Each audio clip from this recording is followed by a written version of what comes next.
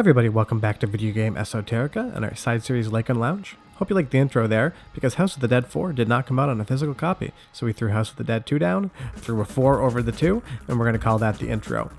Now this game, I absolutely love it. It was a lot of fun in the arcades. I was able to play the special cabinet because they had one out in Schaumburg, Illinois. Unfortunately that broke and they don't have it anymore, and I don't think there's any more of the House of the Dead 4 special cabinets in North America, so I was really lucky to be able to play that in person.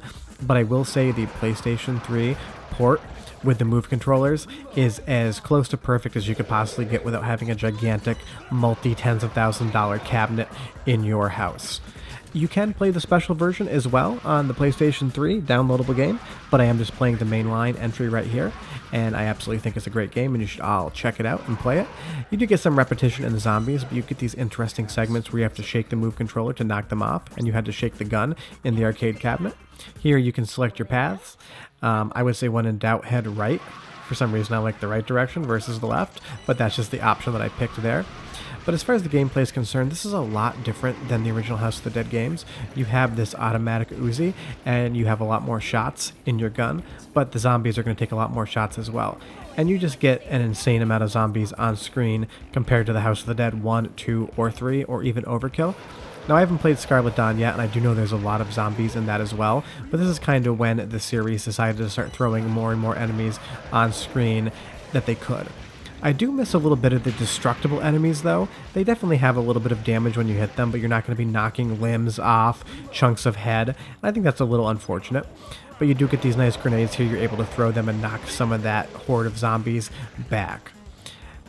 This game is cheap. I definitely recommend you pick it up, especially if you have, the PlayStation 3 camera and Move controls. If you have a PlayStation 4 and PlayStation VR, you already have the Move controls. You can get the PlayStation 3 camera, maybe like 10-15 bucks on eBay. It's a really small investment to be able to play one of what I think is Sega's best House of the Dead arcade games. And you just shake that hand off here, and they weirdly are just gonna kind of fall through the floor. I don't know what happened there. There is no hole. I guess Sega just kind of got lazy and said, hey, just fall into the sewer. But you have your boss here, Justice, and that's going to be another one of those tarot card themed enemies, and his weak point is his tongue. I will say it is extremely difficult to beat this boss without taking a hit. Arcade games, they want your quarters, they're not going to make it too easy on you. But there is a little bit of unfairness, but that's with the entire House of the Dead series and pretty much every arcade game in general. They want to part you from your money while you have a good time, and I would definitely say they're successful at both of those. I do like when you get hit, you see those foot imprints on the screen. There's definitely a lot of touches in this game that make it feel like Sega was really trying. He's got that giant tongue, and he is down. I'm going to call it the Gene Simmons tongue just because that's what big tongues always remind me of. Story-wise, it's terrible, like every House of the Dead entry. The voice acting is horrible, and that's just, it's kind of the charm of it, I guess. I mean, even with Scarlet Dawn, a new game made in 2018, the voice acting is still terrible, but I feel like at this point in time, it's definitely not something that just accidentally happens. It's something that Sega keeps in the games to give you that feeling of where they came from, because you can definitely get a lot better voice actors now than you could in the 90s, so it's, I wouldn't say not forgivable, but it's definitely intentional.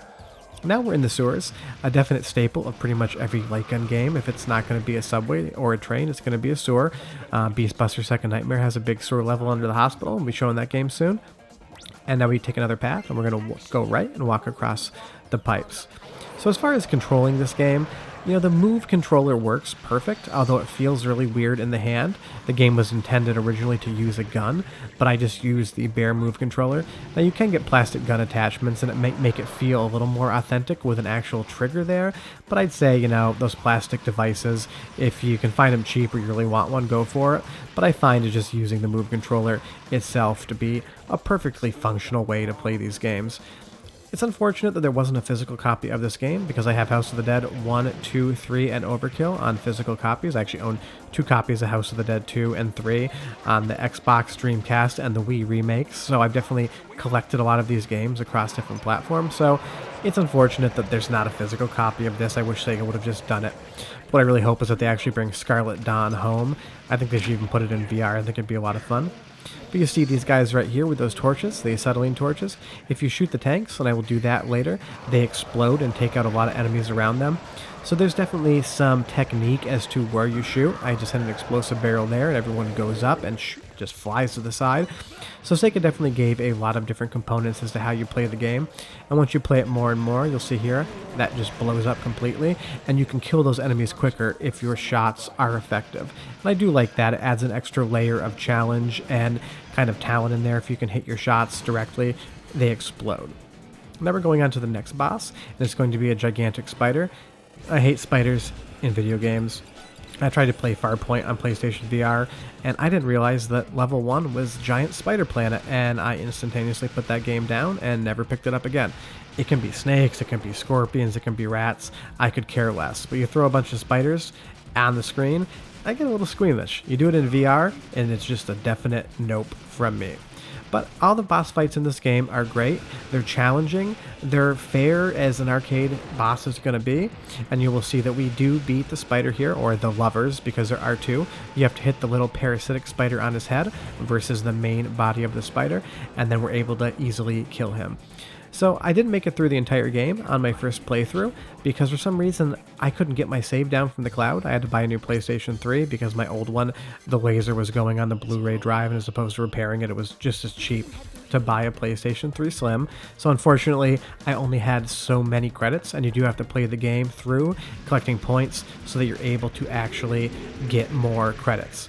And you will see right now we're going to be in another subway. So there's a sewer level and there's a subway level. I think it's just you can't make a light gun game if you don't include at least either a sewer or a train subway. I think it's just kind of like the bylaws of arcade design. Light gun game, you're going to throw a train in there. And throw a grenade right there, and we get some of those classic enemies from House of the Dead 2. And I do love this guy that jumps out of the closet and tries to drag you in. He's particularly well designed because you do get a lot of repetitive enemies in these games. I do like when they throw a one-off enemy at you, or they do something like put you on an escalator right here with enemies coming from both directions. It just makes it feel a little bit more dynamic and a little more exciting. You know, we showed Time Crisis, and I do really like that game, but it could feel a little stale just popping up and down from cover all the time. Where a game like this, there's a lot of dynamic elements going into it as how the camera's moving, so you always feel like there's a lot of action. And here they're probably throwing like 40-50 zombies at you at once.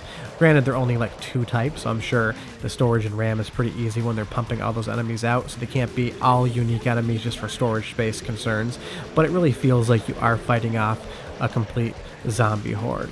And now we're going to enter this train right here and go on to the next boss battle. I think this is also a great boss. I do like how all the different bosses have their weak points and they all have their own individual ways to protect them. The Empress here, I'm going to say she because it says Empress, likes to hide her weak point behind elements of the train itself, so it is really hard to hit. But long story short, play this game. It's absolutely incredible. I love it. I played it with my wife. We had a great time. It's amazing. Short of that, we will be back on Tuesday with an episode in our mainline series, but if you do us a huge favor, go down below, hit like and subscribe, definitely helps us out. Otherwise, we hope you have a great weekend, and we'll see you next time. Bye-bye.